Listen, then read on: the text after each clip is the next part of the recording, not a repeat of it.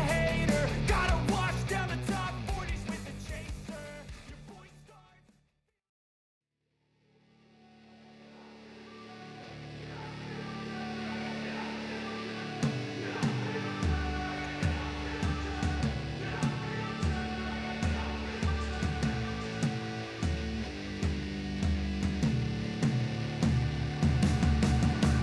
Hey man, how the hell you doing? I've been just fine, living life with the noose, and in my mind, all I hear is music. Watching your mouth move, damn you look stupid. I feel like everyone's a stranger.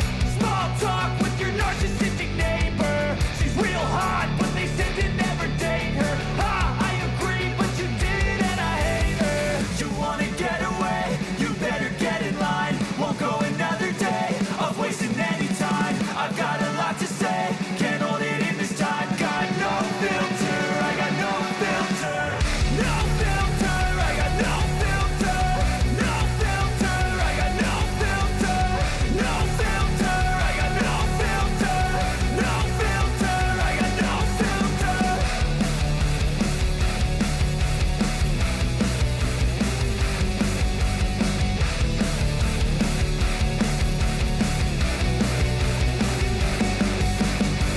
Hey man, can I get a favor?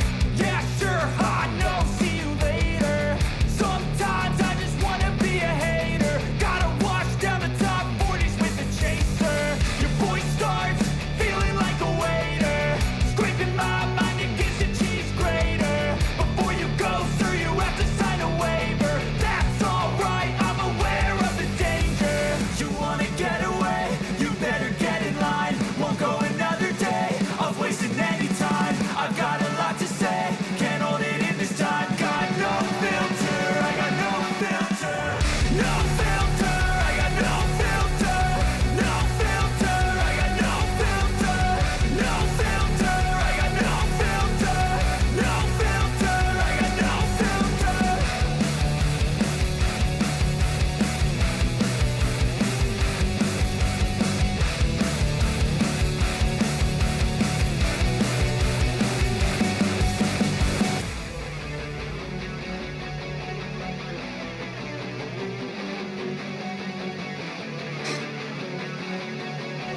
It's your boy Miguel Z with the Value of Wrestling New Japan Rebound Podcast. I've got a guest for you folks at StocktonCon. What up, everybody? AJ Kirsch here, the voice and the host of Stockton Con. The value of wrestling is awesome, so subscribe on YouTube. Scan the QR code right here, now. Subscribe, check it out. There we go. You'll be glad you did. Thank you, brother. Yeah, that part. Hey, man, shout out to Value of Wrestling. I'm right here with the Big Oos, San Jose. We gonna shut the shit down. Love and respect, though, man. Value of Wrestling. Hello.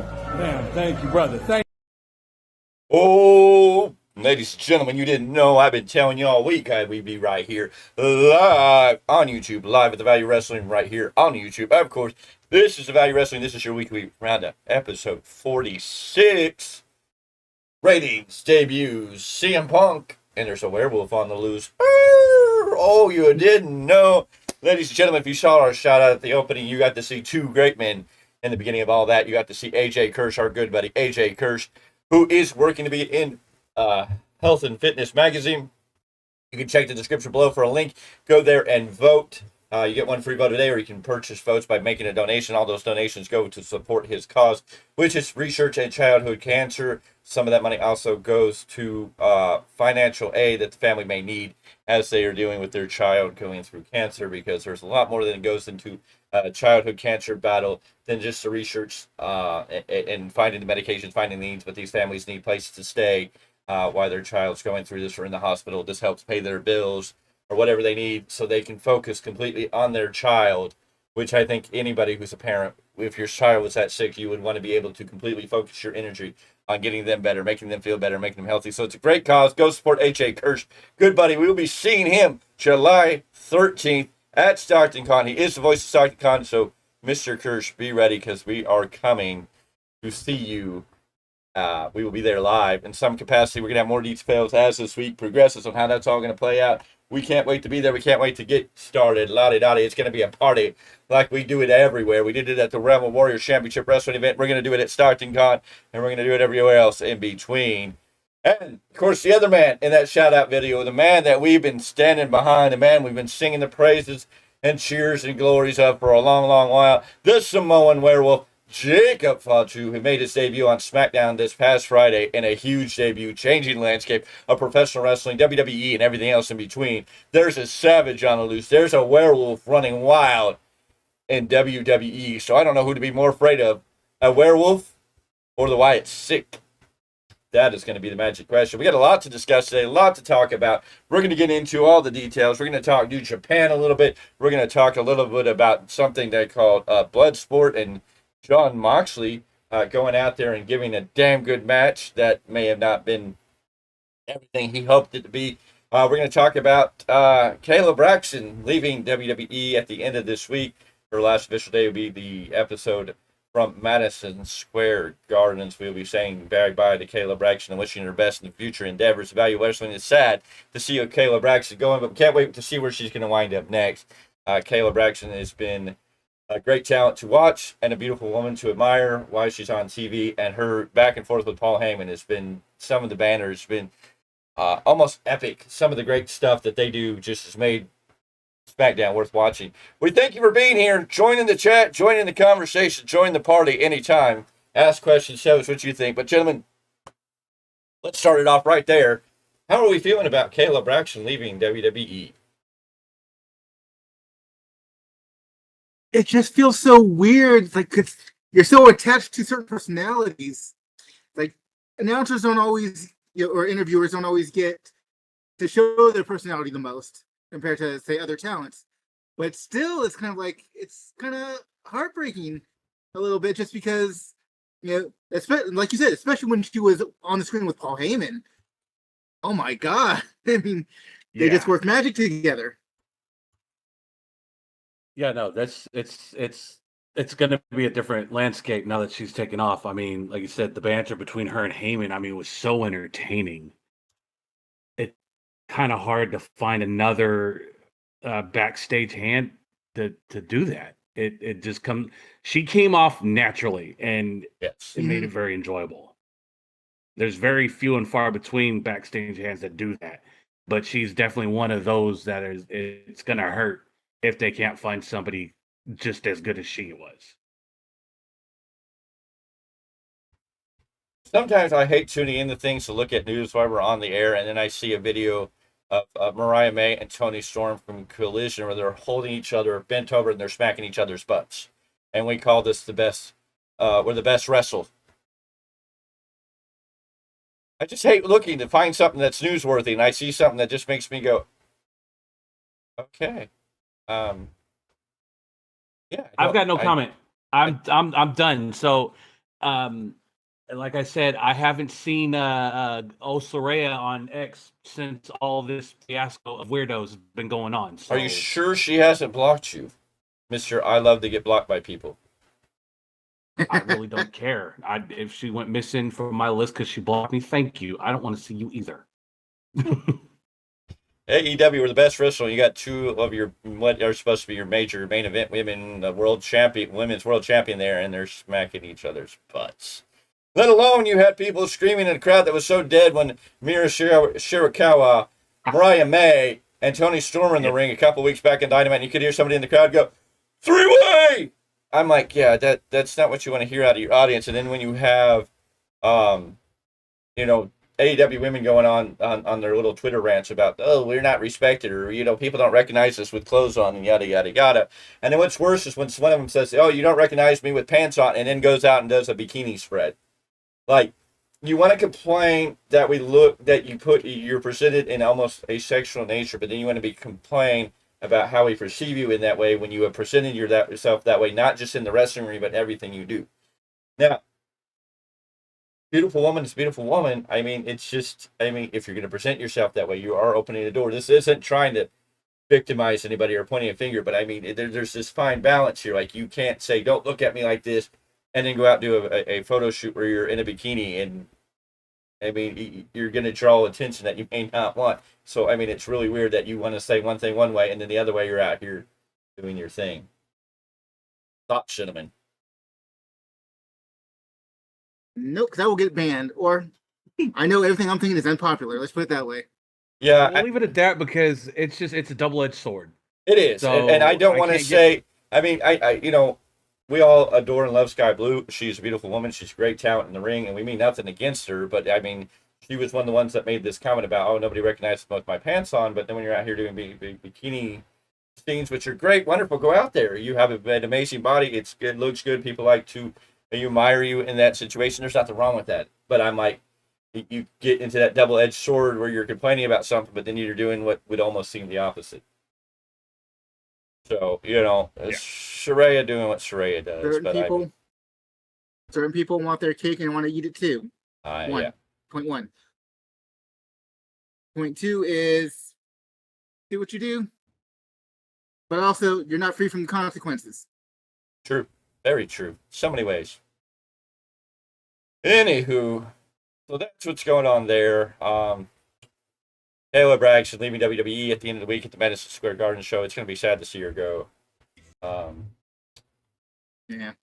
And then I can't wait to see what she's going to do next, what adventure she's going to get into next. Lots of good things we hope coming down her way as we wait to see what is to come next for her. NXT making moves, making $1 million moves. NXT 700,000 in the ratings this week again, beating out AEW Dynamite. Jesus. Anywho, NXT burning it down this week. They had probably one of the largest chants. I love Sky Blue. We all love Sky Blue. We have nothing against Sky Blue. It's just comments that she's made and then situations that she turned around and put herself in. But I was going somewhere in my mind, went bye-bye. NXT. The big pop. We said, say his name and he appears. I believe in Joe Hendry.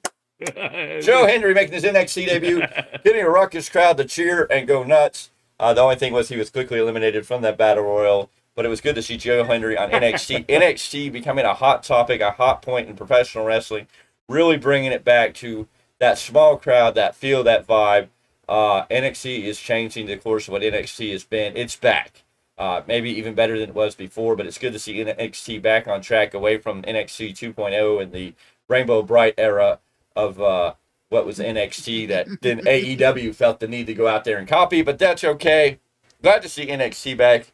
What are you gentlemen thinking of this new NXT? And I know the big talk, 3 black champions in NXT.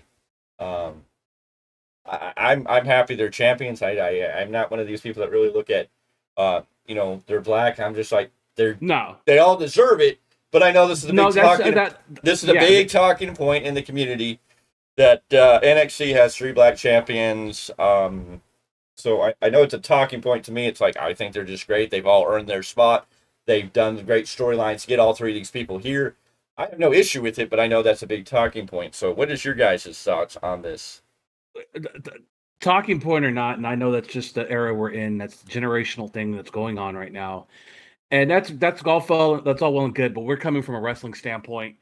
That's just what our business is. That's where we do our due diligence, and I'm fine with it. And I'll tell you, from someone who went to the original foundation of NXT when that crowd was hot, we're right back where it was.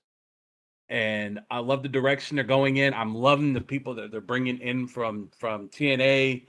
I mean, it's very enjoyable. I mean, I had someone hit me up wondering when Frankie Kazarian ended back over there, because he's a big Frankie fan. And he was like, wait a minute, where'd the Elite Hunter go? How'd he end up there? And I was like, bro, your guess is as good as mine.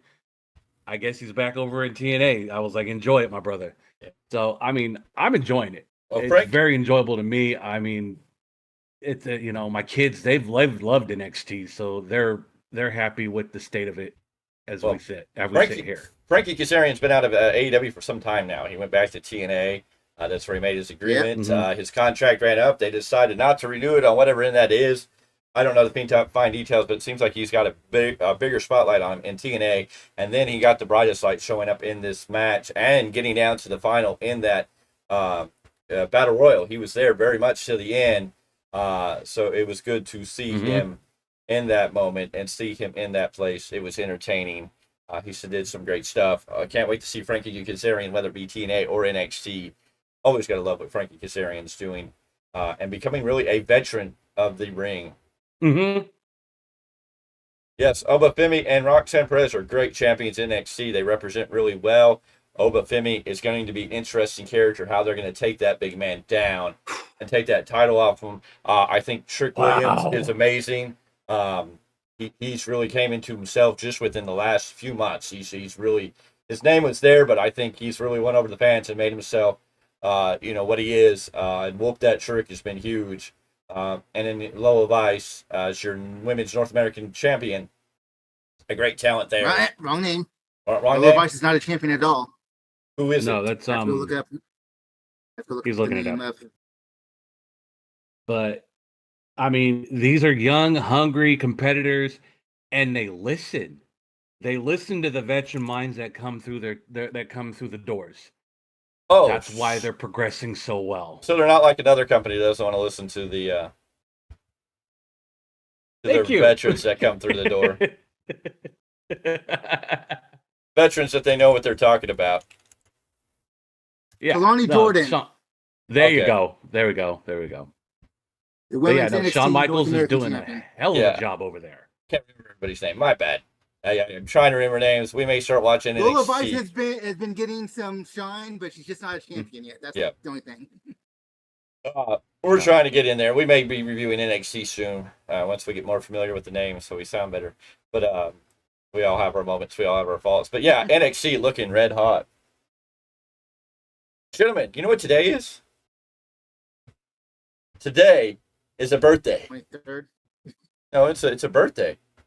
It's 28 years old today. 28 years ago, King of the Ring gave birth to Stone Cold Steve Austin, Austin 316. And that's the bottom line because Stone Cold said so.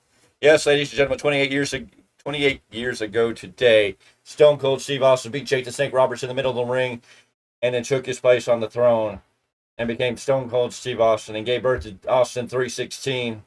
And one of the best promos after King of the Ring, probably one of the best promos in wrestling history. This is the stuff the legends are made of. Yes, it was definitely iconic, but yes, Stone Cold Steve Austin, King of the Ring winner, and the birth of the real Stone Cold era that we know today. When we talk about Stone Cold, this is when he was birthed. We're not talking about when he made the jump over to WWE as the Ringmaster. the ringmaster. Which I mean, great part of back in the day. I don't know how many of us immediately registered that the ringmaster was formerly, Steve Austin, stunning Steve Austin of WCW, one half of one of the greatest tag teams in WCW, the Hollywood Blondes. They always get underrated. I don't think people appreciate how great the Hollywood Blondes are, how much they work together, and all the little things they did to make themselves feel like a tag team. Appreciate how great Stunning Steve as a solo competitor was. Oh, no. Let alone with He's the a former Hollywood WCW TV champion. When he was with the Danger Alliance, and it was Paul Heyman, Paulie Dangerously at the time, that drew him into that because they wanted the young upcomer because they had Ravishing Rick Rude and Missy Hyatt as part of that group, and then Paul Orndorff, it was Bobby Eaton and Arn Anderson were all a part of it, and the living legend himself, Larry Zbyszko, were all part of the Dangerous Alliance. It was a beautiful time. And yeah, Steve Austin didn't get a lot of his, and he had some amazing matches with Ricky the Dragon Steamboat in that era too. And then all this stuff he went over and did that really made the Austin character. What people don't know is Stone Cold wasn't necessarily born 28 years ago at King of the Ring, at least in the legend we know, in the history facts that we know when it came to WWE, and he put his stamp on it. But this guy actually made this character down in ECW when he went down there, and Paul Heyman's like, go do whatever you want. And Paul Heyman was able to bring out even more out of Stone Cold than we ever knew was there. He was really hindered in WCW. And, we loved Austin for who he was. The stunning Steve Austin was a great gimmick. But he really once Heyman got him and got him to open up and come out with all that kind of truth line, it was beautiful. And then when he finally got over to WWE and, you know, got that time to shine, and they gave him the tap to say, okay, we're going to invest in you. And we went from the ringmaster, the $1 million champion, into Stone Cold Steve Austin. Austin 316 says, I just whooped your ass. And history was made. So, I mean, we have to go back, and I have to tell you people, whether you like Paul Heyman or not like Paul Heyman has made more people in professional wrestling than you can count. I mean, Paul Heyman has invested himself behind a lot of people that help. Paul Heyman used to be a manager for a man known as The Undertaker. Mm-hmm. In the very beginning of the Mark Calloway days. Mark Calloway at the time, but... Oh, yeah. But Paul Heyman has his hands in creating some of the greatest wrestlers in history. Well, I mean, one of the greatest memes ever was post the streak ending, and it said it took a Paul Heyman guy to beat a Paul Heyman guy. Yes. Still the wrong guy. I still think they could have gave that. Yeah. Yes, absolutely. I love what Brock Lesnar's done in his career, respect what he did, but I was just like, it's not the guy. I'm like, Punk would have been a great guy. Bray Wyatt would have been a great guy to break that streak. I mean, if Punk could have gotten to be the one that beat the streak, I mean, Punk would have been forever gone down in history. A made man. And at least he could have said he had his WrestleMania moment. Maybe not the WrestleMania main event, but he would have had a WrestleMania moment. Of course, he probably would have been one of the most hated men coming out of that WrestleMania. But hey, it's all good. He's already public enemy #1 in some countries. So I mean, well, it sounds like all over Europe he's public enemy #1. I think they banned him from coming into Europe in any way, shape, or form. So we will see. But yes, today, 28 years ago, the birth of Stone Cold Steve Austin.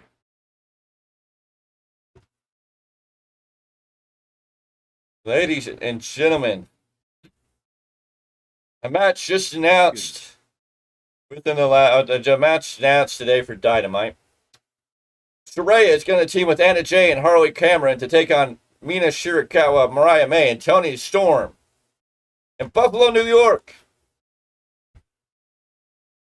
Also on that same card, AEW World Champion Swerve Strickland is going to tag up with AEW International Champion, the Billy Goat himself, Will Ospreay, to take on the Gates of Agony. Now, if I remember correctly, at the end of last week's show, or after, it was the Gates of Agony, it was the Cage of Agony aligned with Hithero, or whatever his freaking name is, the Mexican guy that's facing MJF. They came down to attack MJF, and Will Ospreay came to save MJF. So why is Will Ospreay taking on the Gates of Agony while teaming up with Swerve Strickland?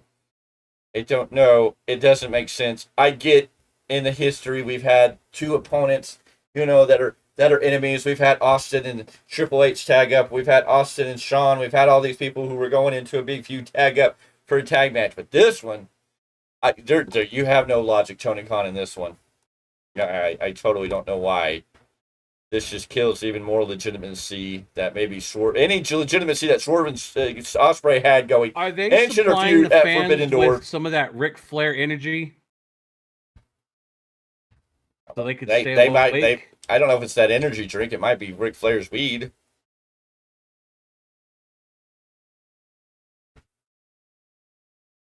I mean, does this feel like a Dynamite that's going to draw the ratings that they need? Because this last week, AEW did 502,000, the worst non-preempted AEW Dynamite in AEW they have history. A pay-per-view coming up soon? Yes, Forbidden Door. Next Sunday. Sunday. Forbidden Door.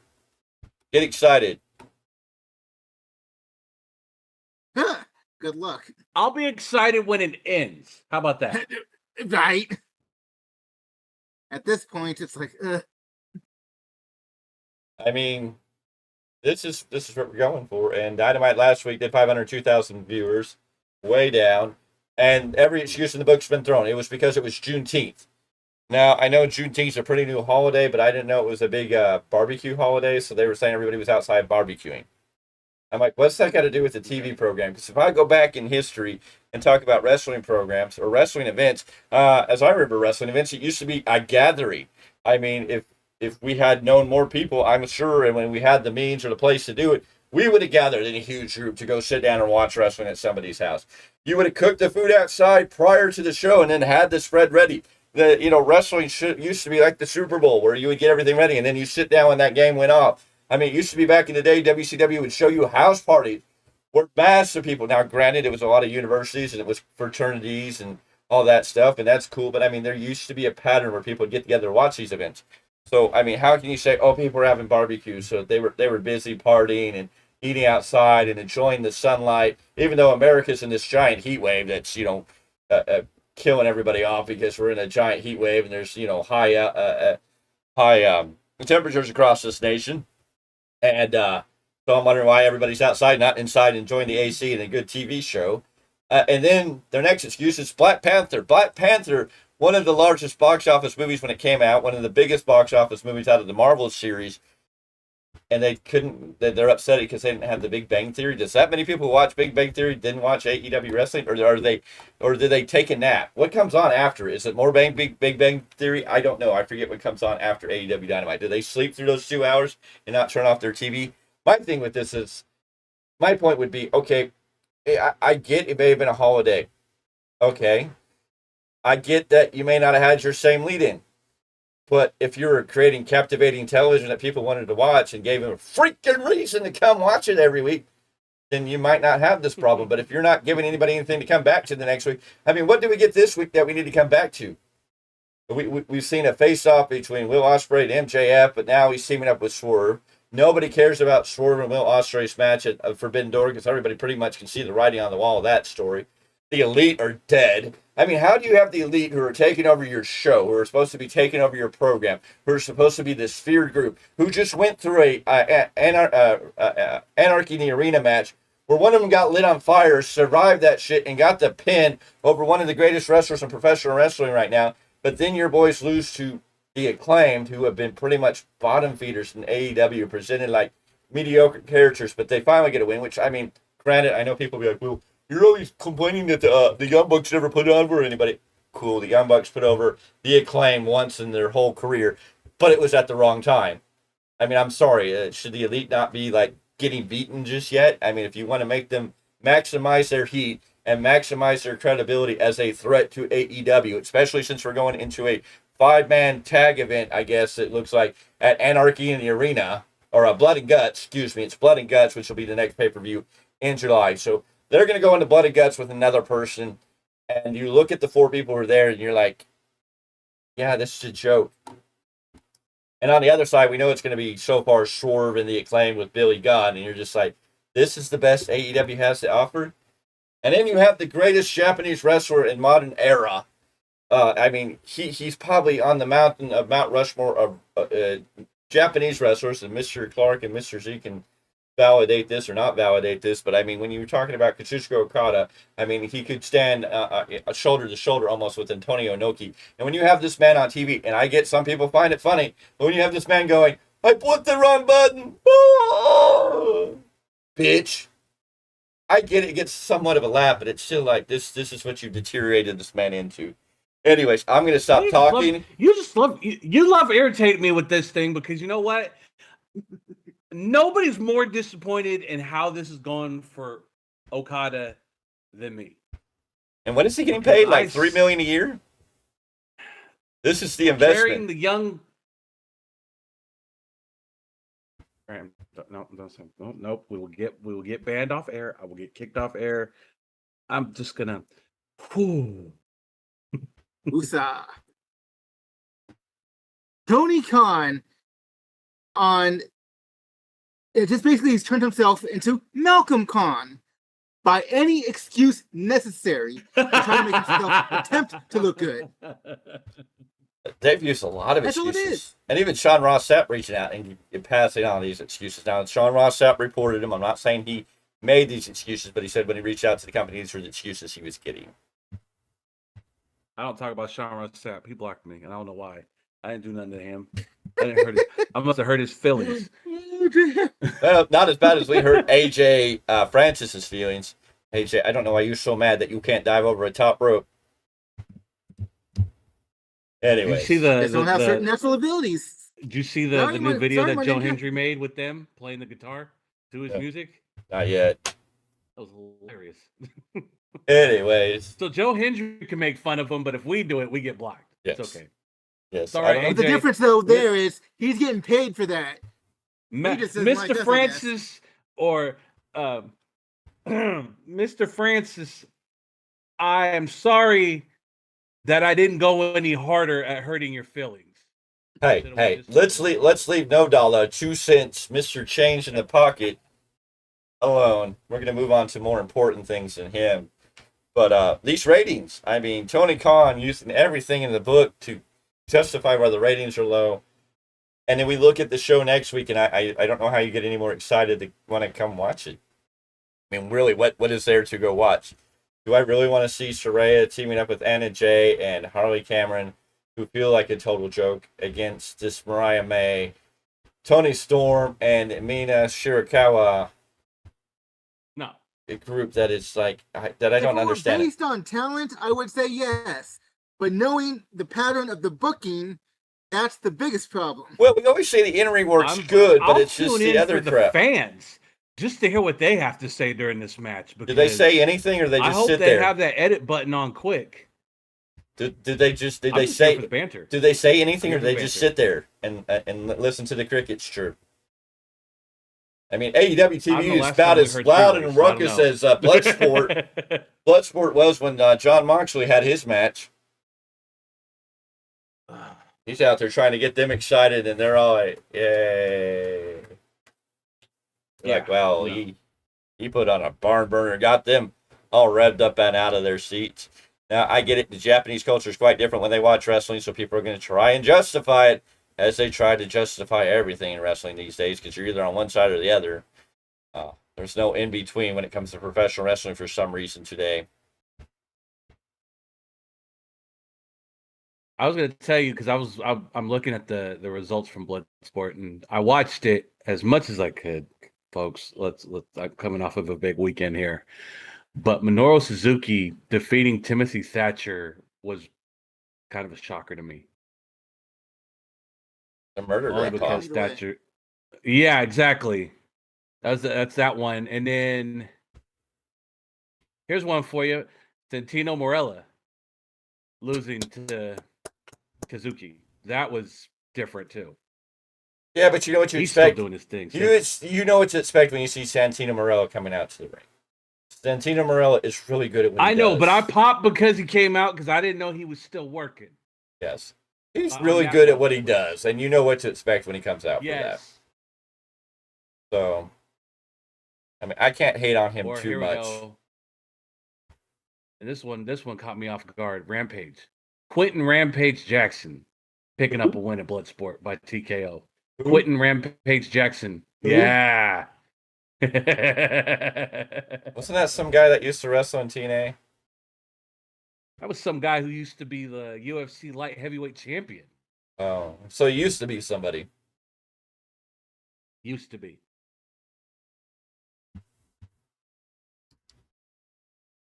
CM Punk. I'll just focus on what.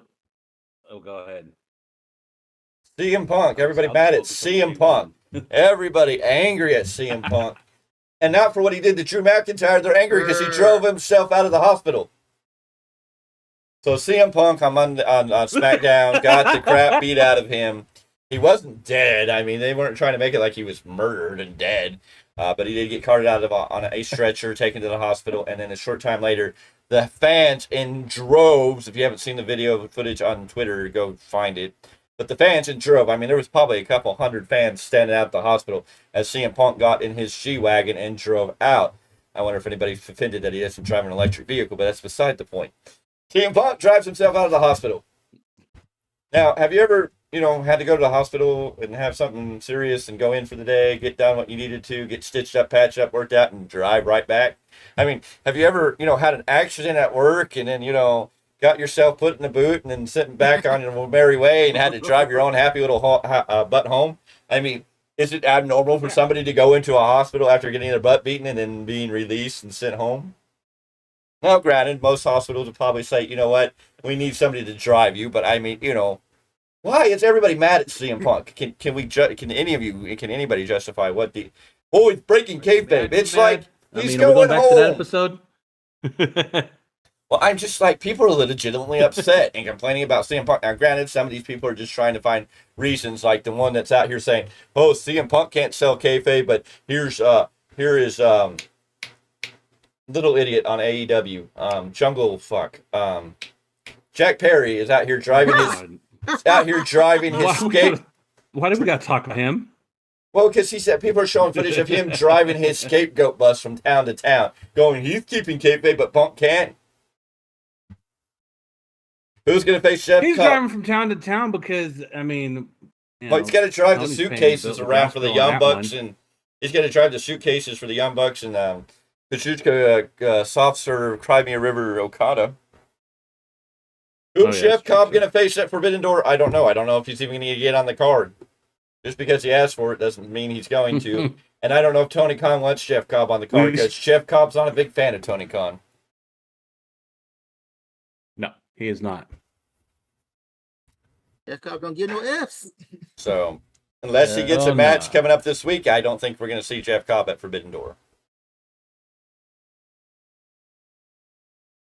And as of right now, Jeff Cobb is not on the Forbidden Door card. Yeah. I mean, that could Can change. Jeff Cobb give Tony Khan the tour of the island? I would hope. That's the man that needs to get that free tour. He's focused on the G1. Let's leave Jeff Cobb alone. He's got more important things to handle. Yes. He's got to go wrestle in a real tournament, not a fake tournament. Yes. So, okay, I don't know how anybody can say this right now. DIY versus Street Profits is the plan for SummerSlam as of right now for the tag titles. Well, neither of those teams have the tag titles, so... And I don't know why I need to see DIY and the Street Profits tied up. Hopefully, if that's the truth, if they're going to drop the titles to DIY and DIY is going to build to the Street Profits of SummerSlam, hopefully they do something with the Street Profits to make them feel like a viable contender to DIY. Otherwise, it's like, what's the point? But back to the point. CM Punk, breaking kayfabe. I mean, is this really breaking kayfabe? Is there really anything to say? Can anybody justify why these people are mad? Okay, I got crickets on my own show. No. That's so bad. That's I the whole mean, point. It's basically virtue signaling.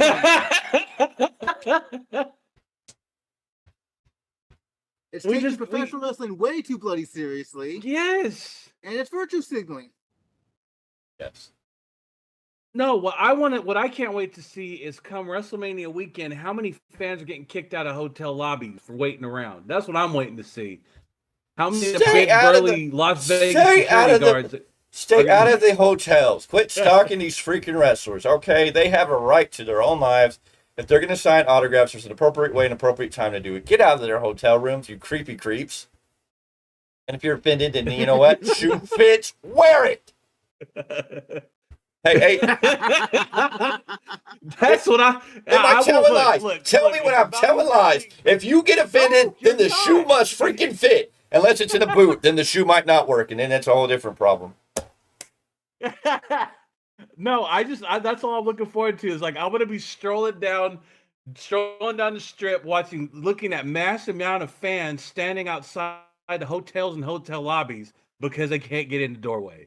That's what I'm looking forward to seeing, just like a laugh because they're getting kicked out. This man is already worried about going to Vegas and watching fans getting kicked out of hotels. I'm over here going, I can't wait to be beating wrestlers or going to the WWE experience or seeing some of the hot women that are going to probably be in Vegas. Yeah, or I'm talking about the nightlife. At least the nightlife. The nightlife, brother. Just to laugh. Yeah, there ain't no nightlife. What are you talking about? You're going to go on air and talk about the nightlife and then try to go to Vegas. I think you have a ball and chain that might be going, nightlife what? Oh, yeah. Better be careful what you put out there into the universe, my friend. Because if it's nightlife, well, I'm either going to, if there ain't nothing wrestling going on, I'm probably going to be sitting by that pool chilling like a villain. Or, experiencing some type of wrestling. Like I said, I've got my wife going. I have my wife going with me, so we're going to do a little bit of strolling while we're there. So I'm just going to keep you in check. I got to make sure she's good too. Anyway, that's fine with me. I don't care. She can keep me on that leash. I don't care. I'm good. I'll happily stay on that. So you're on a leash, but your wiener doesn't have to be on a leash. No, she's free to roam around here. She's around here somewhere. The Value Wrestling, where we always have fun. It's always entertaining because you never know what's going to happen here on the Value Wrestling. We love you. We thank you for joining us. We thank you for always joining in the conversation. Join in the chat. Tell us how you feel about what's going on. CM Punk. I'm looking at this number right here, 504. I mean, damn, we're getting now. That's big money. Yes, 504. We are climbing. We are climbing. It's awesome. AEW Dynamite and Rampage going to be at the Wintrust Arena in Chicago, Illinois. Guess how many tickets they have up for sale? 5,000. Not enough.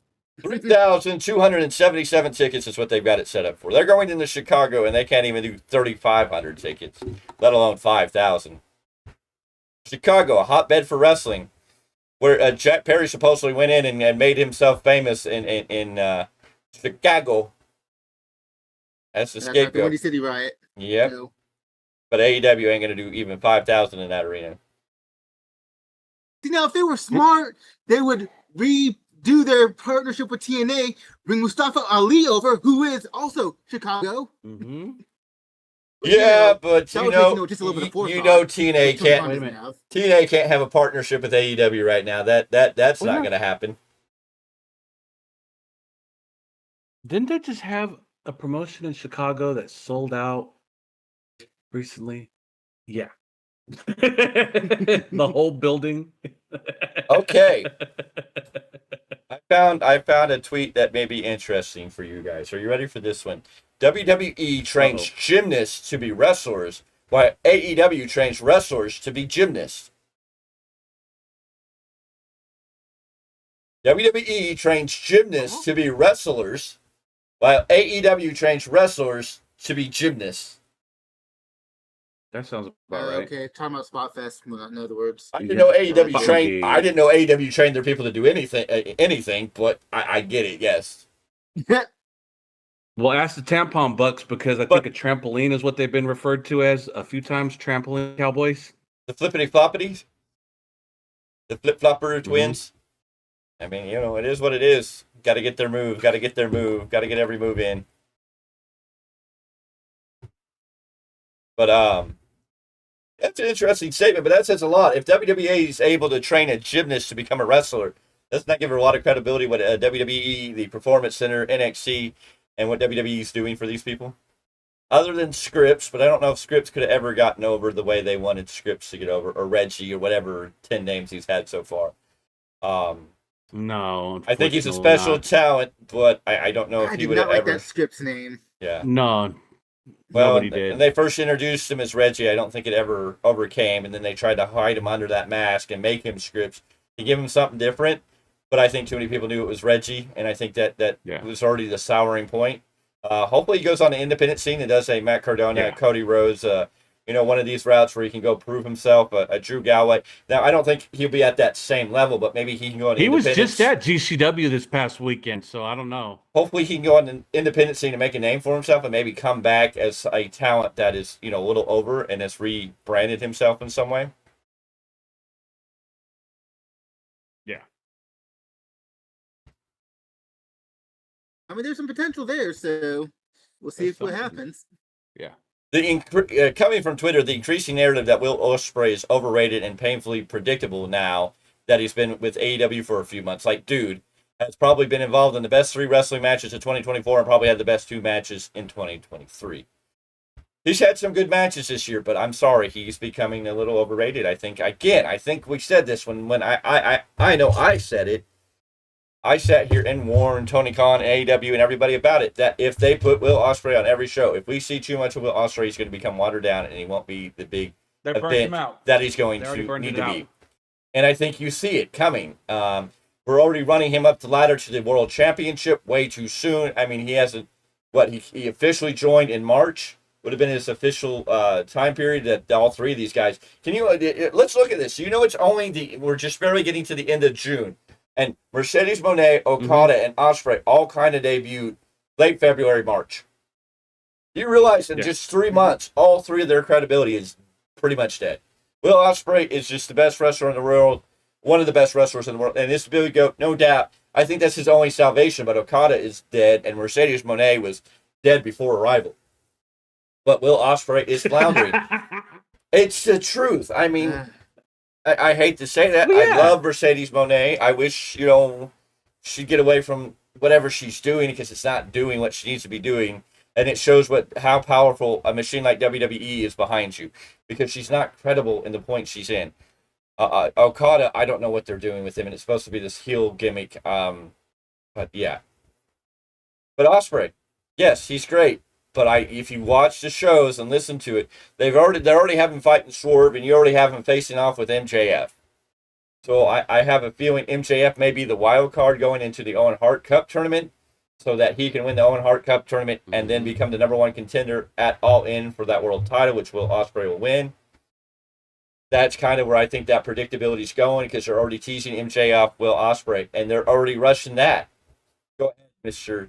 Clarke. I think you have a thought on that notion. I don't know. I mean, what would it mean to Jeff Jarrett to win the whole tournament? Do you really want to see Jeff Jarrett go against Will Ospreay at All In for the world title?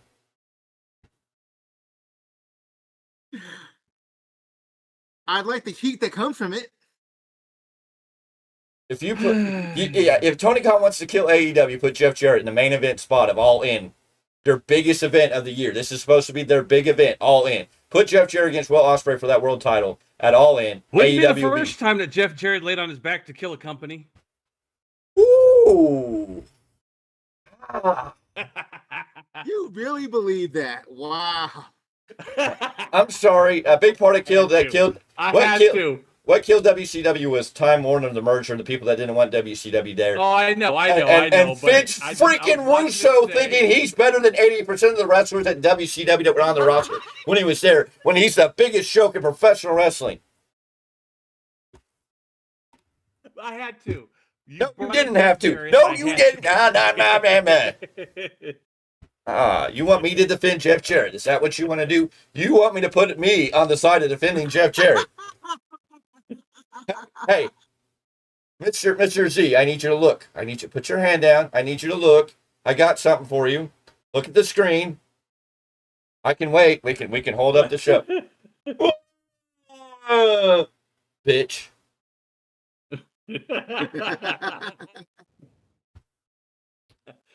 Are you saying that you like Karen Jarrett too? I mean, is that where we're going to go that route now? Well, Mr. Clark's always like Karen. I wasn't going that kind of far. Mr. Clark's always like Karen Jarrett, Karen Angle. I mean, whatever. That's Mr. Clark's. Hey, if she was cool enough for Kurt. Anywho. It's that face, though. But no, reality, we know Jeff Jarrett's not winning this tournament. I'm glad they're trying to at least make a story behind why he's in.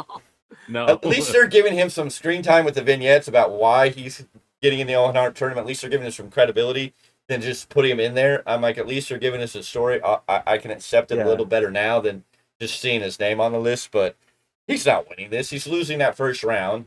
That's how that's going to go. It's a wild card for a reason. I think it's going to be MJF for the surprise because they've already teased MJF versus Will Ospreay. And you're not going to do that much at Blood and Guts. I think Blood and Guts needs to end with whoever the elite are going to have in the AEW team. So MJF and Will Ospreay needs to be at All In if they're going to do that. I think they're rushing it way too quickly. And oh, absolutely. Sets for a really bad tone.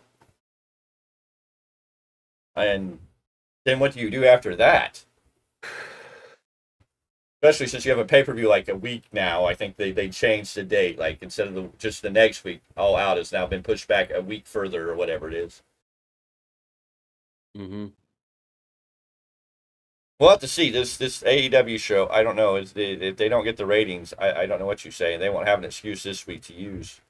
I'm sure they'll be let in by the Big Bang Theory. I'm not saying AEW is dying. I mean, they can survive on the numbers they're doing, but I mean, it's not going to boost them into being a competitive. What do they say about AEW when their top talent is Sheldon Cooper? Ain't that the truth? Damn. What does it say? So, Tony, are you telling me Sheldon Cooper brings in more viewers than MJF? And Maxwell Jacob Friedman, how do you feel about that?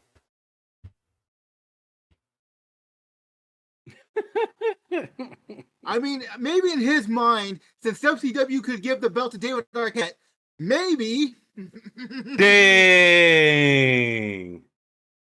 And I'm still waiting for Tony Schiavone to clear the air because on to Who Killed WCW, Vince Russo went on that in his little hour and said that it was he was sitting in the room and Tony Schiavone said, let's put the belt on Arquette.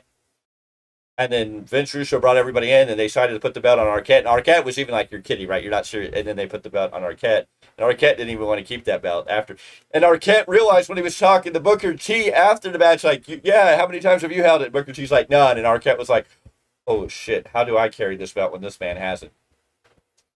And what's worse is WCW lineage will show not only did David Arquette win that world title, so did Vince Russo. Yeah. No. It fell on black days. So if you don't understand why days. Mr. James E. Cornette, Jim Cornette, does not like Vince Russo, I mean, the writing's on the wall. Vince Russo was good in WWE because he still had a Vince McMahon that cared about the business and took his good ideas and put them to use and threw the bad ideas out. See, we never hear about the bad ideas that come out of there. You never hear Vince Russo talking about what he didn't get to do in WWE. He talks about all the stuff he got over in WWE because Vince let him do it. But he's not the savior of wrestling that he wants to proclaim himself is. And the audacity that man can go on a national program like that, that's being produced by The Rock and say he was better than 80% of the WCW roster?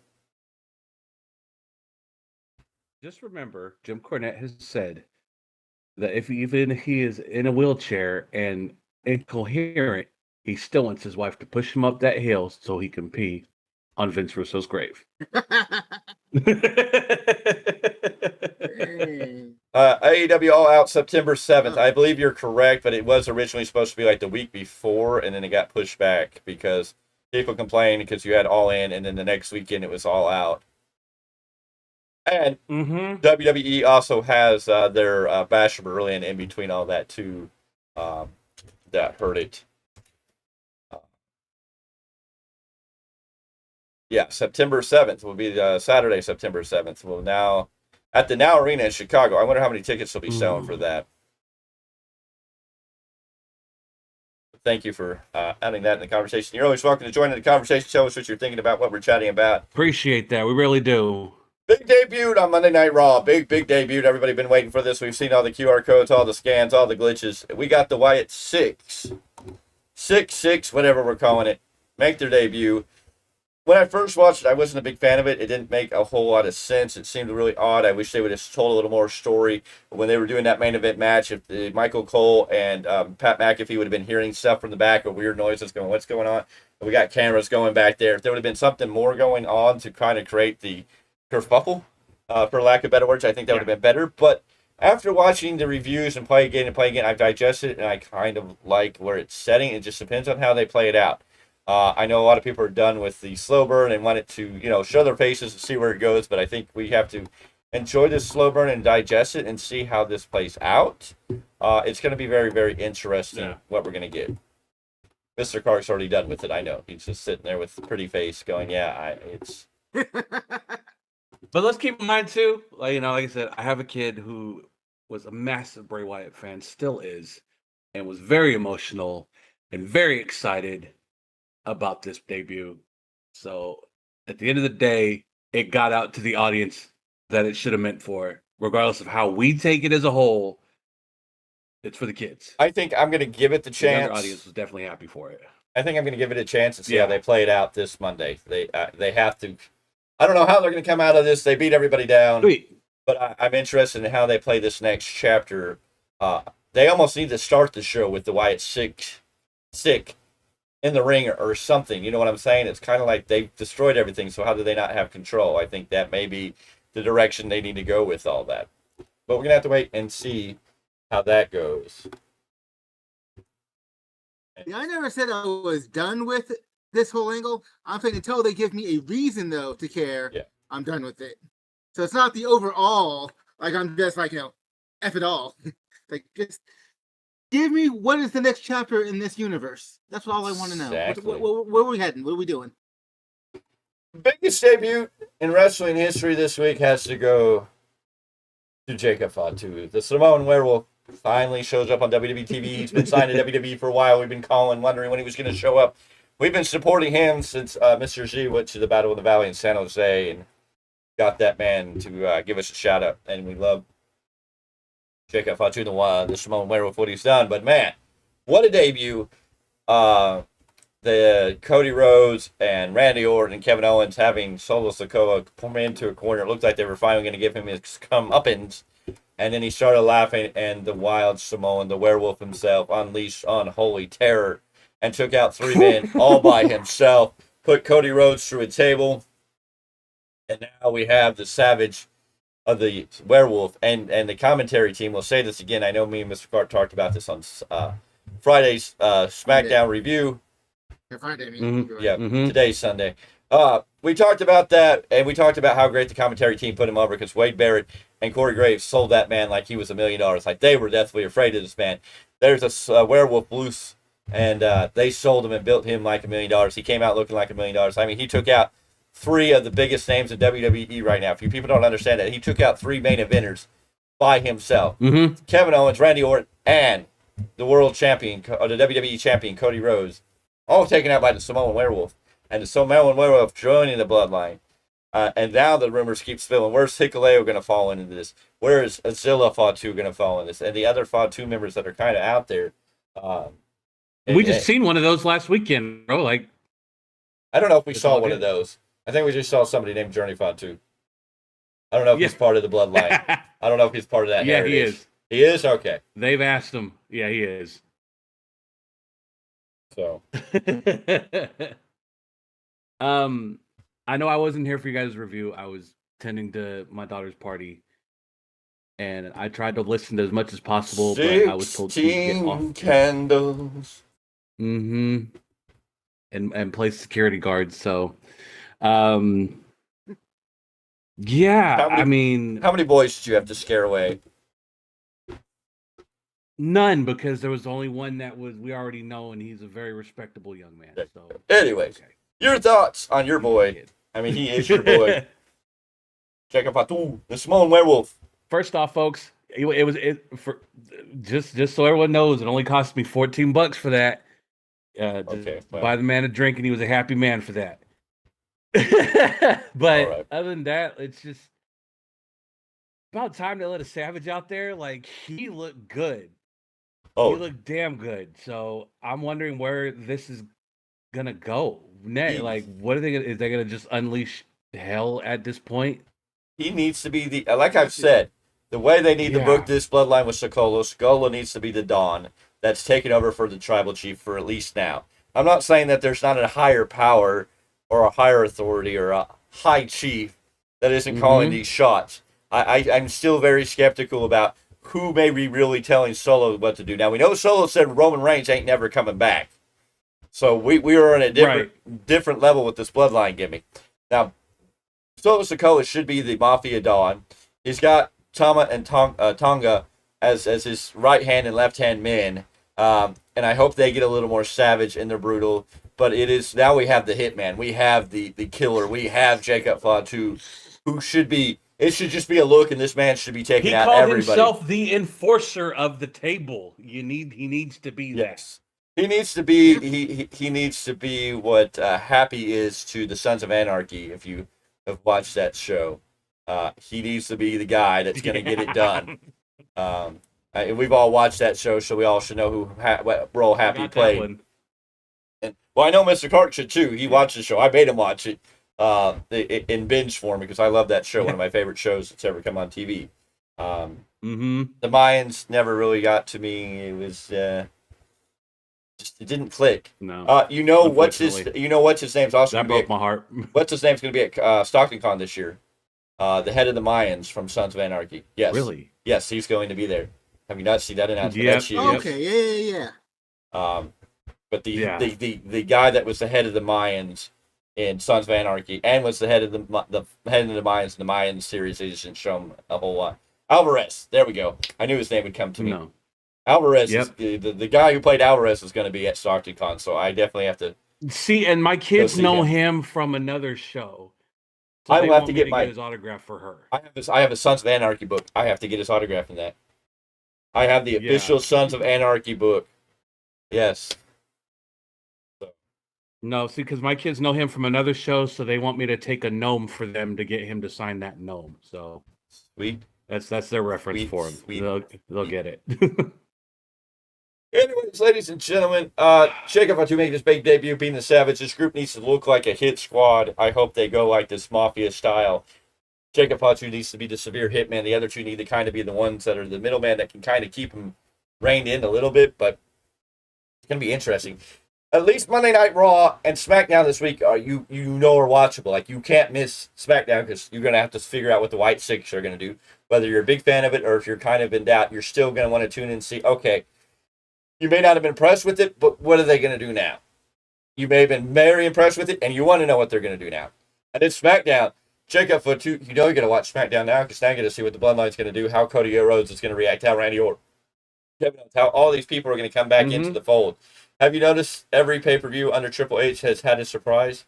Decently, yes. And, the other aspect with that is Brian Cutler. Please tell me you're not related to Brandon Cutler. Anyways, and if you are, please get Brandon on this. What? Really? There's a Byron Cutler. Where's Marty? Marty!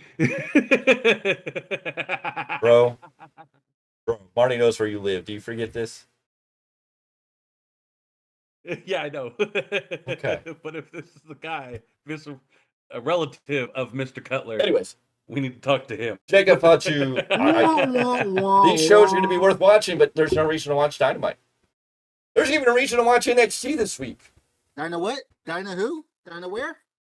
Anyway, we're going to take a quick break before we move along with this show. We're going to talk about our friends over at the Goldmine. We're going to let that run real quick. And if you're looking for Funko Pops, this is the place to go. We will be right back. This is the Value Wrestling on the Big Tyme, and I'm here with some great news. Are you a Funko Pop collector? Are you searching for some hard-to-find Funko Pops? Are you just looking to complete a collection? Well, the Value Wrestling is teamed up with the Goldmine. Yes, ladies and gentlemen, the Goldmine, which can be found on Facebook, or by going to the description below and clicking the link, you can sign up to join the Goldmine, who will help you find those hard-to-find, rare pops. They'll help you complete your collection. Just let them know when you're signing up what Funko Pops you're looking for and that the Value Wrestling sent you. The Goldmine, the ones that are going to help you to find those rare-to-find pops and help you finish your collection. All can be done at the Goldmine. Sign up today and make sure you tell them the Value Wrestling sent you. All right, ladies and gentlemen, that is the Goldmine as Mr. Clarke disappears into the infinite world of nowhere. Okay, that was a shocker. Anyways, ladies and gentlemen, that is the Goldmine. I see a hand reaching out for help. Anyways, ladies and gentlemen, that was the Goldmine. If you're looking for that match. Oh, Obafemi and Jacob Fatu. Yes. If you're looking for Funko Pops like the ones displayed behind me, and I'm hoping here soon we're going to start a new show that's going to be a Big Tyme toy collection. The toy collector, I don't know, we're going to talk about, or wrestling collectibles, I should say. We're going to talk about some of these Funko Pops and other things I have behind me. Maybe we'll do some of this show at Stockton Con, where we'll try to find interesting wrestling collectibles and talk about them. So that is probably coming to the channel soon. I just got to get some stuff together and make that work. But if you're looking for Funko Pops, whether it's WWE or you're trying to finish a collection, or you're trying to find that hard-to-find Funko Pop, or you just want to find or start a collection, check out the Goldmine. Go down to the description below. Click the link. It's a Facebook group. You can sign up on Facebook. Tell them the Value Wrestling sent you, because they'll give you a little thing that you fill out. Tell them we sent you, and tell them what pops you're looking for, and they're going to help you find them. Always bringing new pops on. They will ship. They will work with you. They always have great value, great price. Good people over there at the Goldmine. Thank you, Alex, for everything. We will be seeing you, or I'll at least be seeing you real soon. Got a couple of pops to go pick up myself. Got one. I think I got one for Mr. Z to pick up too, and get delivered to him eventually, amongst other things. But yes, the Goldmine. Go check them out. Facebook group. Anyways, let's get into New Japan Pro Wrestling this week. Lots going on. And, of course, every Tuesday right now is the New Japan Pro Wrestling Rebound podcast. Of course, that may change in the future, because if we get we're very close to getting where we can have membership. So if you're a member, you may be watching that show on Tuesday, and then if you're not a member, it'll come out on Wednesdays. Because that's the glorious of memberships. So a lot of things coming and growing. We are growing. We are moving forward. We're making a lot of big changes. They're coming, ladies and gentlemen. Promise you, it's going to get entertaining around here. You need to jump on this bandwagon quickly, because once we hit that 1,000 mark, this thing's going to explode in a whole different direction, and we're going to become very, very busy people. And we're going to shake up the whole foundation of what is called the IWC Wrestling Podcast, and we're going to make our names be heard. So, all those big names, the Value Wrestling's coming. Believe that.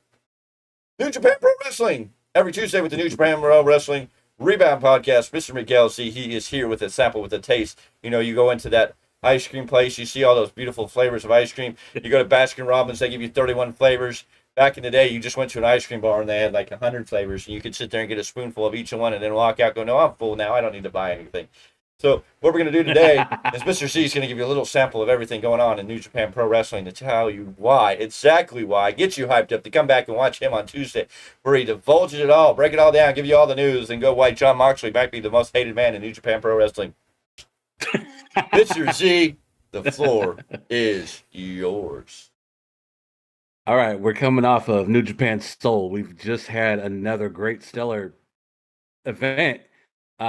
Still more stable, unstable. But what came out of this for now is we had finally the qualifying matches for the last two spots of the G1, Block A, Block B, quarterfinal matchups. We only had Block E earlier this morning at like 2 or 3. I don't remember. I was up early. But Toriano losing to Oleg Boltin.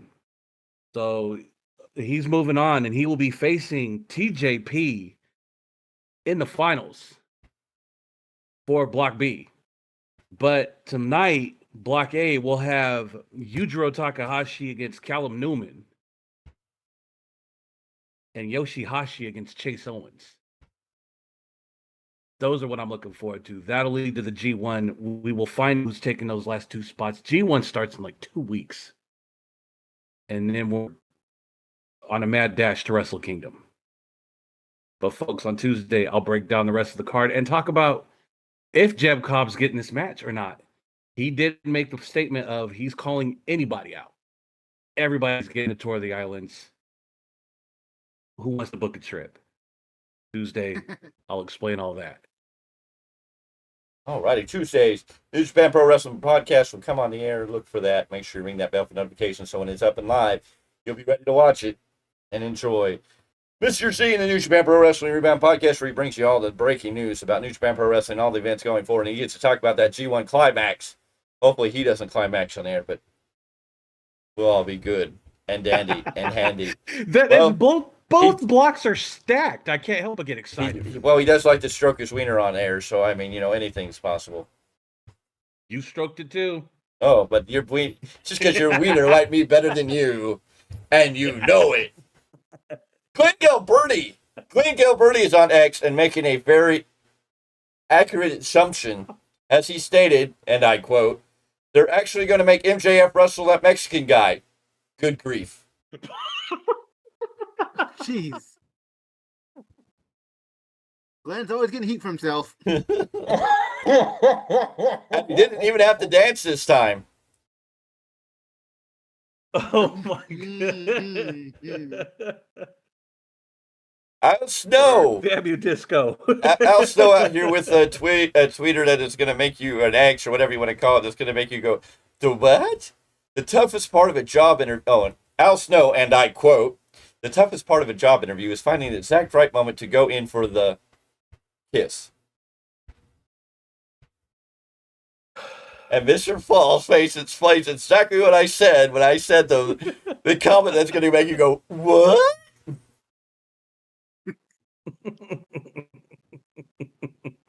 Brooke Jensen is Brooke Jensen. Maybe you've been out in that sun too long today. I don't know what's going on, bud.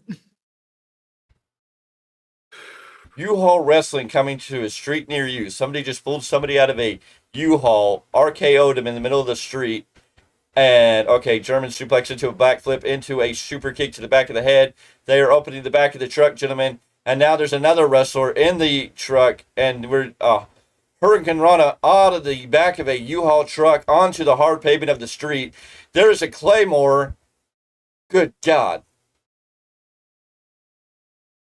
Watch out for U-Hauls in wrestling now, I guess. Here we go. Willa Yuta tweeted Who? them beating up mascots Well, at a baseball game. That's what the Blackpool Combat Club is good for nowadays. No, but they had Orange Cassidy playing musical chairs with mascots. Fitting, right? And Zack Sabre Jr. is going to take on Orange Cassidy at Forbidden Door, so how's that help? Tonight on A&E Biography. Look at Miguel's eyes. Dang. Tonight on I hope he breaks something. I hope he breaks his agreement. Tonight on A&E on the biography, you have Rob Van Dam's biography. So make sure to go check that out. If you have A&E, if you have Hulu, you can check it out after it's over. They've had some good ones. They had a great one about Eddie Guerrero. They had the great one about ECW. Go check that out. Then Tuesday night, we have the next chapter of Who Killed WCW. That stuff's getting really good. Other than the I've been stuck on that. I was watching that all day. So. Other than Vince Russo's last week, that you were just like, okay, this man believes his own BS to a whole nother level on a different level. I just seen that level. tweet you were talking about. Which one? The origin story. Okay. Will Ospreay's tweet about the villain origin story. I just seen that right now. I'm like, oh my God. Oh man. It's the Wyatt sick going after Pat McAfee. Pat McAfee show was cut off the air when they had a Marine on the show. The next day they came back on and say it was a drone that tried to take it over. And then at the end of their show, they had a video that popped up significantly to the ones we've seen with WWE recently and said that you lied. So it's Pat McAfee in the crosshairs of the Wyatt sick. Well, here's a good picture. Nick Nemeth posted a couple of years ago a picture of him in a WWE ring on Raw with a world champion, Drew McIntyre.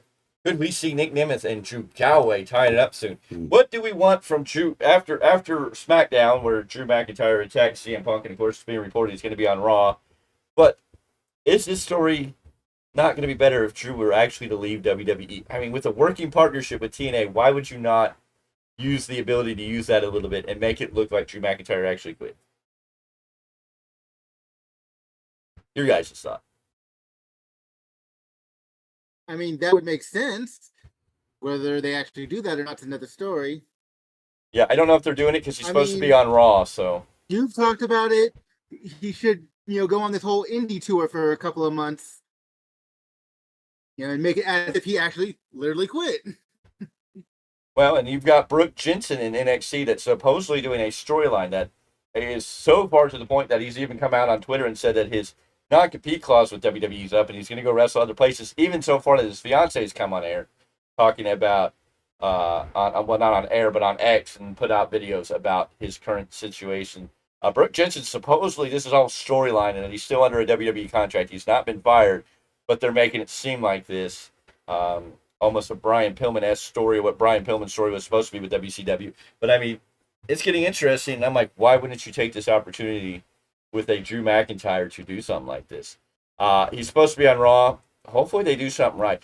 It spoke volumes when he came out, beat the snot out of Punk, dropped Punk and left and didn't say a damn word.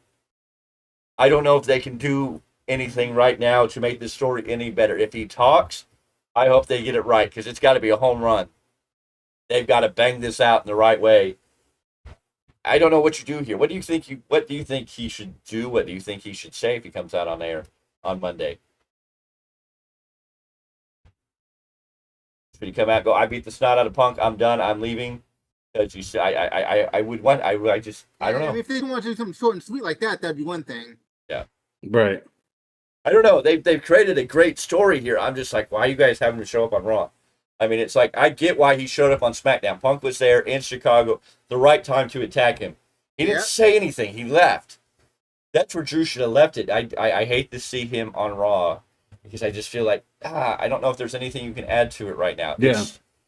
You don't need him on TV right now that continue this storyline. This is where Punk needs to show up, beat up, and pissed off. Yeah, they did. They did exactly what they should have done. Punk went out to his territory, became the Biggie's heel. Same thing with Drew. Did the same thing. They need to let it.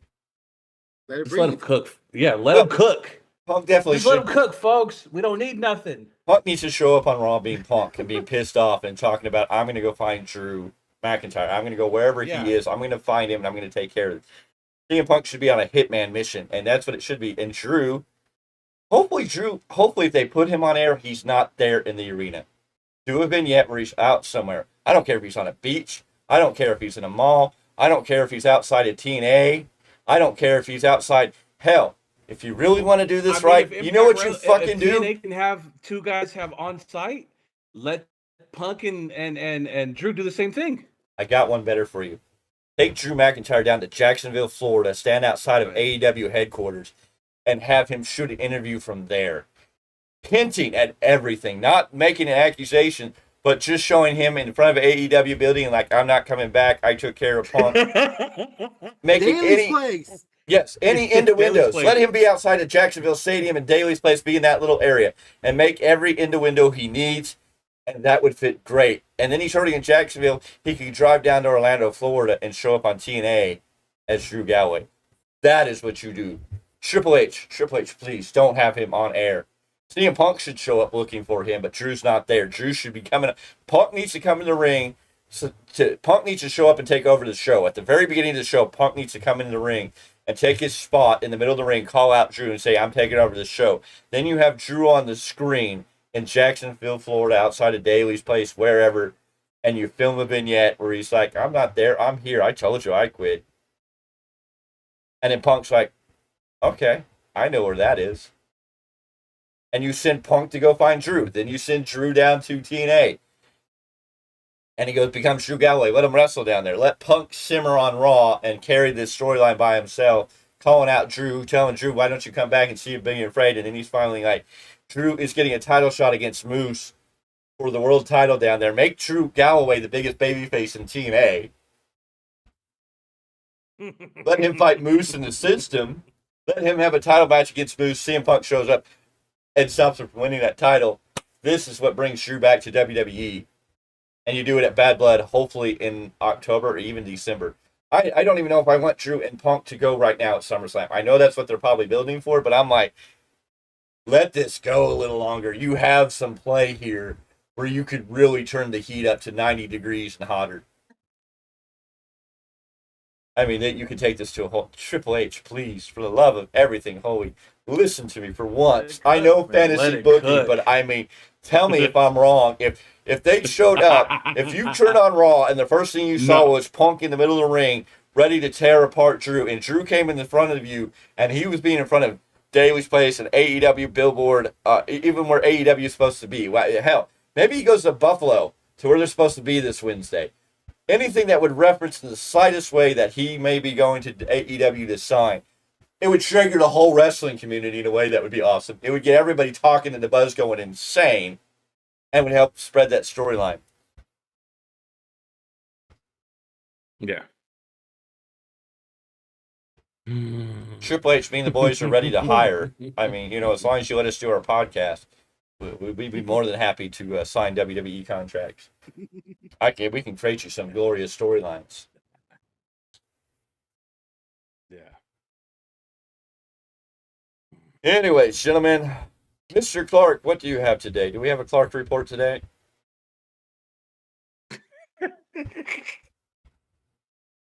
Look how mad he gets. Breaking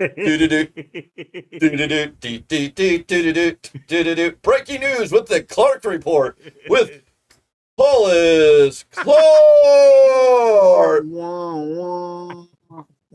Anyways, Chelsea Green secured her spot in the Money in the Bank ladder match for next month's event, with the briefcase granting the winner a guaranteed title shot at a time of their choosing. Green revealed in a post on social media that once she wins the title, she plans on starting a petition to change the WWE Women's Championship back to the Divas Championship. Oh! Chelsea wrote on her X account, when I win, I'm starting a petition to change the WWE Women's Championship back to the Divas Championship. Green and Io Sky have secured their spots in the ladder match, with 4 more competitors still to be determined later on. WWE Money in the Bank 2024 is scheduled for Saturday, July 6th at the Scotiabank Arena in Toronto, Ontario, Canada.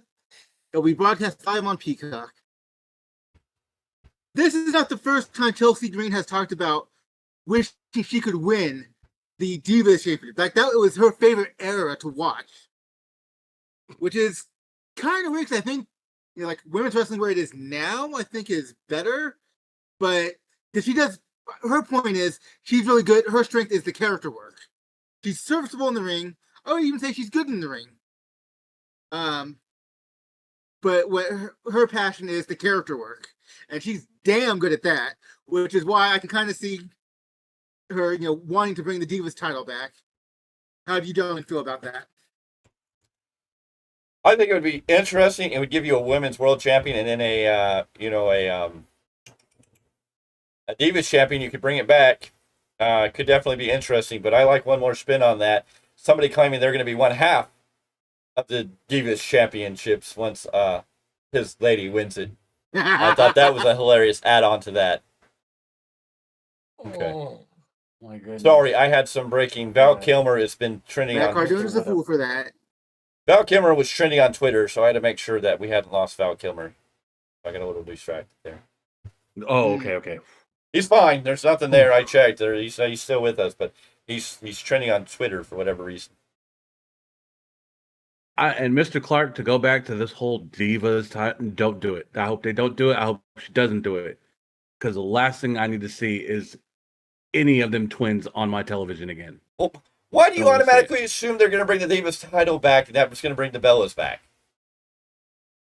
I think the Bellas are done with WWE, and I think WWE's kind of done with them unless they're going to go into a Hall of Fame. And if anything, they're probably going to show up in AEW. But Brie... Yeah, it would be great. No, Nikki Garcia has No, already it's Brie, teased. it's not Nikki. Okay, you let me finish my statement. Nikki Garcia has already teased possibly showing up in AEW and then second guessed herself and said she wanted to stay home with her kid. Because there was that brief talk where she was going to show up. Now, granted, now it looks like Bryan Danielson may be retiring, and with that retirement and staying home or traveling less, that he may be home more with the kids, which may allow Brie to make her presence felt in AEW. But there was a short time there that the talk was about I've never Nikki. seen Nikki say anything about it. I've seen Brie talk about it.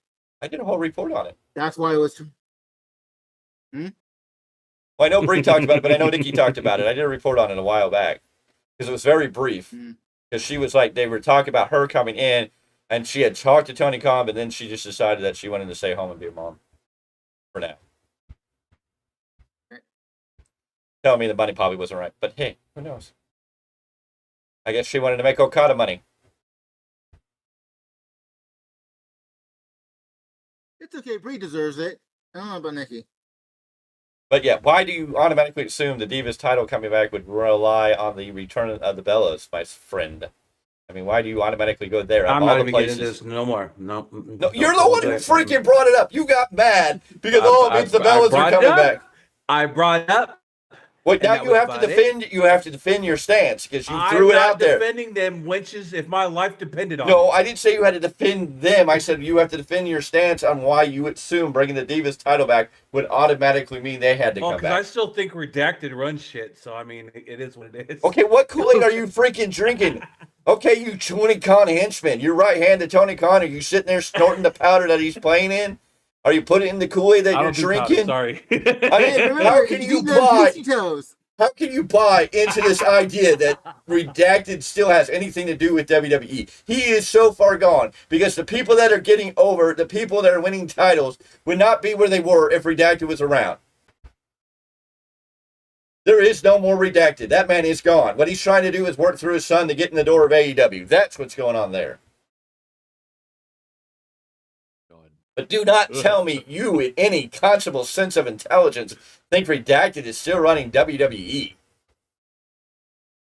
His fingers are not there. Triple H is getting his point. He's starting to cook and bringing some of the most entertaining TV around. Look at the last few pay-per-views. Look at the very last pay-per-view. Look at this Clash of the Castle. The greatest story. And I'll tell you this. I will bet $1 million and bet you 100 more on top of that. There would be no CM Punk in this company if Vince was there. Period. He'd be the That's first true. one to come out That's and tell you. He's already come out and said it's a whole different league. And they've already made the reports. And it's been backed by Triple H. Vince is not even allowed in the WWE headquarters that he helped build. He is no longer allowed on any of those premises. So if you're still sitting here drinking the Jesus juice of redacted himself, that he's still in charge of his company, he is not. What he's done is sold all his stock, and he's liquid heavy, so he could go buy another wrestling company. That's a little more scary than anything, but he's not. No. Or to put it simply, if you really believe all that, I got a bridge to sell you. I got oceanfront property in Nevada to sell you. You. That's what I was gonna say. I was gonna say not in Arizona, right?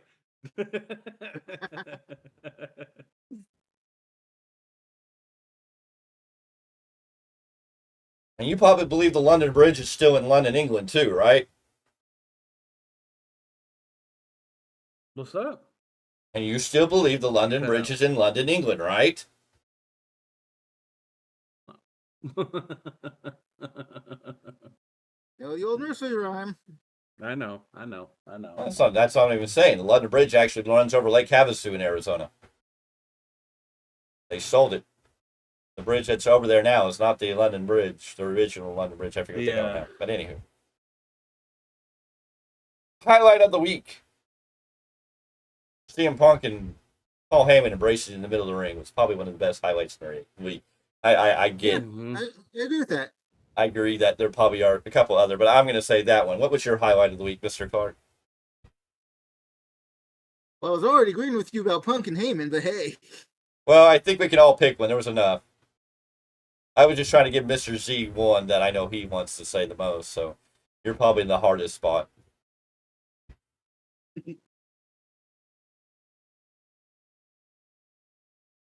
What, me? Don't.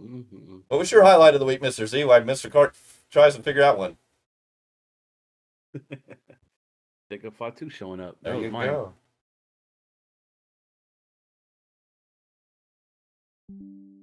I can't think of anything better. Alrighty. But yeah, no, Punk and Heyman embracing. Heyman's so damn good at selling.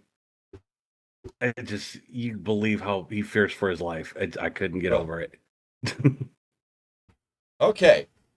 Well, Chris, Chelsea Green's not winning the Money in the Bank. Keep dreaming. What is she drinking? What would say that she couldn't win the Money in the Bank? I mean, she's a very viable contender. They are booking her in a direction. If you don't like her, I mean, that's kind of what she needs you to be. But I mean, there's definitely a lot of potential there. I don't think Io Sky is going to win it again. So right now, I would probably look at Chelsea Green. Now, it depends on who else they're going to put in there. I do believe Jade Cargill is going to get in there, but I don't know if giving her the Money in the Bank might be pulling the trigger a little too soon. But again, she can carry that Money in the Bank briefcase for a whole year. So there might be time to work on that. Who else is out there that could get into this? I don't know. I mean, I guess you could throw a Shayna Baszler in here. Okay, Tiffany Stratton, yes, definitely. Tiffany Stratton could be in this NBA Money in the Bank winner. Nothing wrong with that, but I don't know. It also depends on Tiffany Stratton may also depend a lot on where Charlotte is in her recovery.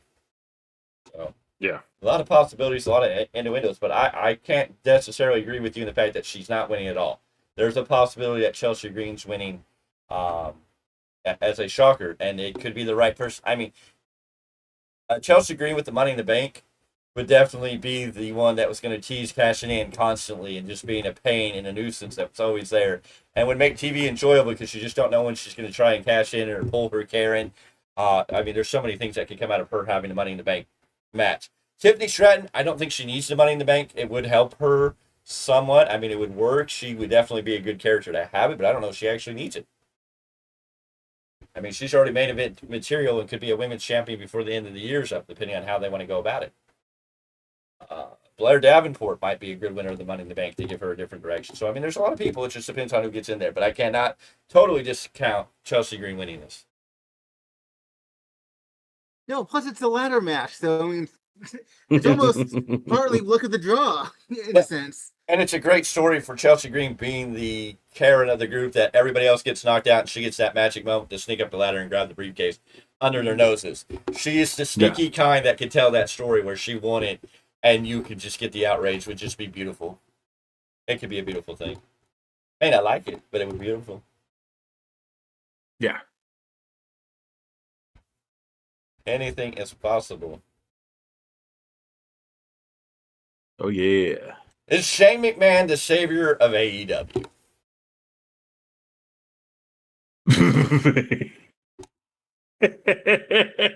Granted, right now it seems to be news and rumors, but there is a lot of chatter that keeps coming up with Shane McMahon and AEW. There's been reports that he's talked to wrestlers within AEW, trying to make connections and getting a feel for a vibe. If Shane McMahon would be the type of person that would that would fit in AEW, or be even able to assist in AEW in one form or another. No hardcore proof it. It's a lot of chitter chatter, but it is being reported by the big dogs. There's a lot of talking to that, and I'm just like, I don't know. Just a lot of talk. I don't know enough about what Shane McMahon brought to the table. Yeah. I don't know what know what Shane had his hands in WWE to say if he's capable. Now we know he was in MMA. We know he's a big part of Raw Underground.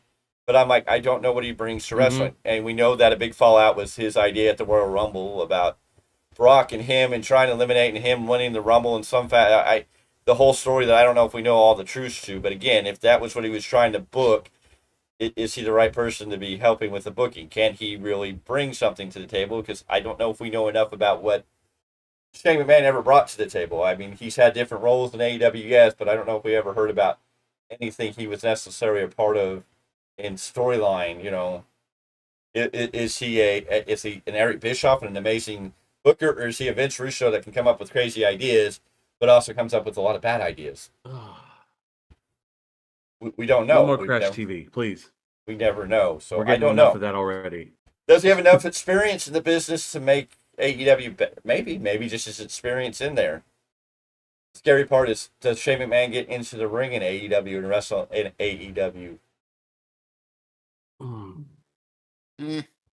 I'm over him as far as a wrestler. Yeah. As a mouthpiece, I think he's cool. But as a wrestler, no I thanks. get that, but I mean, would he get in the ring? Is there anybody that he would be?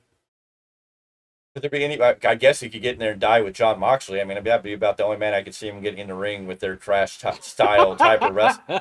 Tell me when I'm telling lies. Tell me if you were going to have Shane McMahon in AEW, who you book him against. I guess you could book him against Orange Cassidy. You don't see Shane McMahon against Swerve Strickland? You want to bury Swerve deeper than he already is? I mean, maybe an Orange Cassidy. We'll do it, I'm sure. I mean, I could possibly see an Orange Cassidy. I guess an Orange Cassidy versus Shane with him going over might fit a narrative. Could we see Adam Copeland and Shane McMahon just because of some nostalgic feel? Oh, goodness, man. Oh. Could Shane McMahon come out and be the ultimate daddy? Will he be there to help support Christian? No. Oh, no. Hell, if we're gonna put Swerve in a match with Shane, we might as well go for Billy Goat Grubb himself. Will Ospreay versus Shane McMahon in a exploding ring, bloody whatever match, death match. There you go. Shane don't need to be in any more of them hardcore matches whatsoever. I mean, after this half the beatings we've seen him take, he don't need all that. It could happen. Hopefully not. Hopefully this is just all theoretic talk and rumors. But I mean, it's interesting that Shane McMahon is trending in the world of professional wrestling over possibly going to AEW. And my only fear is we don't know what relationship Shane has with his dad. We don't know what Redacted and him's partnerships. Are they friends? Are they enemies? Is Shane so far away from his daddy that he doesn't want to touch it? What is this? And I still feel that... Well, I mean, it wouldn't be the first time he disappeared. I still feel like Redacted has too much money. I mean, somebody sitting on that much money. Yes, he has some big legal things that are going on, so I can understand that. But I'm just like, this man has billions of dollars now. He could buy a wrestling company. He could buy any wrestling company out there right now.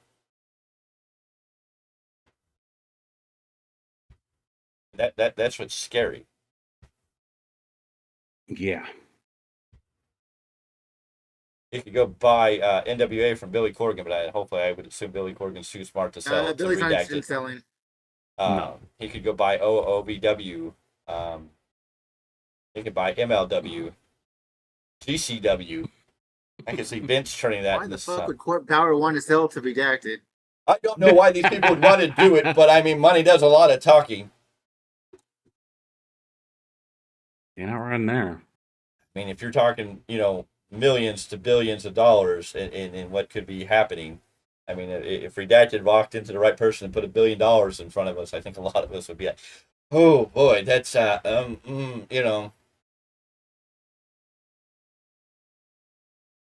Blair Davenport is she focused on Bailey? Okay. If Blair Davenport's focused on Bailey, why wouldn't she want to win the Money in the Bank match? Say, what if Chelsea does win the Money in the Bank? She will be the first woman to fail in cash in.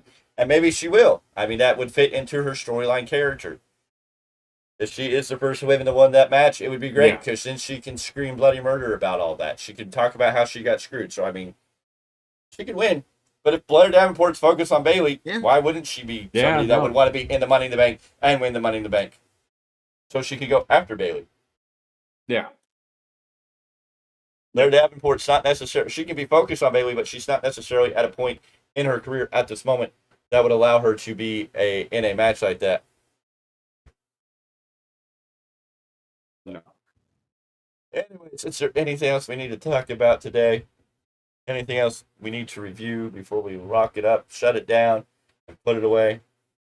No, I keep sticking my foot in my mouth because for some reason I you do that every week. According to Mr. You Clarke. do that every week. One day we're gonna make a candy. You said it before I could. One day we're gonna make a candy or a treat or a snack of some kind. And it's called Tasty Toes, and hopefully some kind of pastry.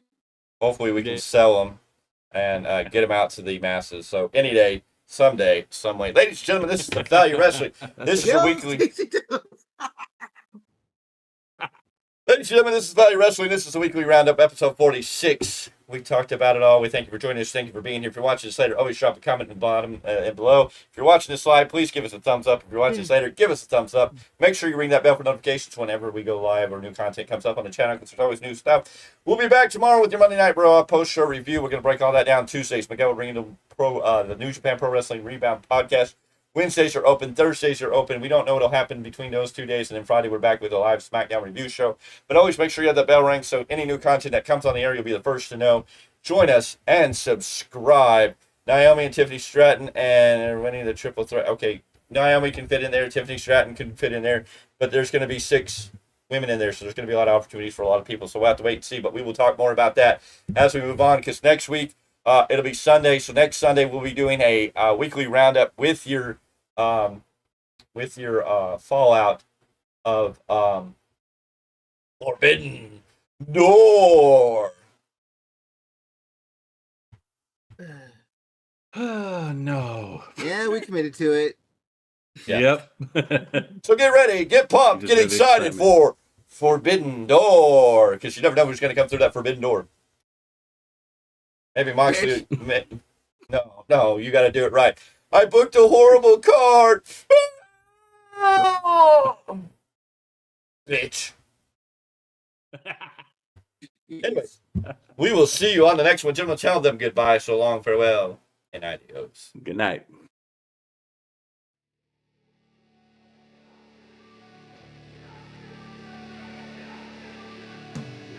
You can sign off, sir.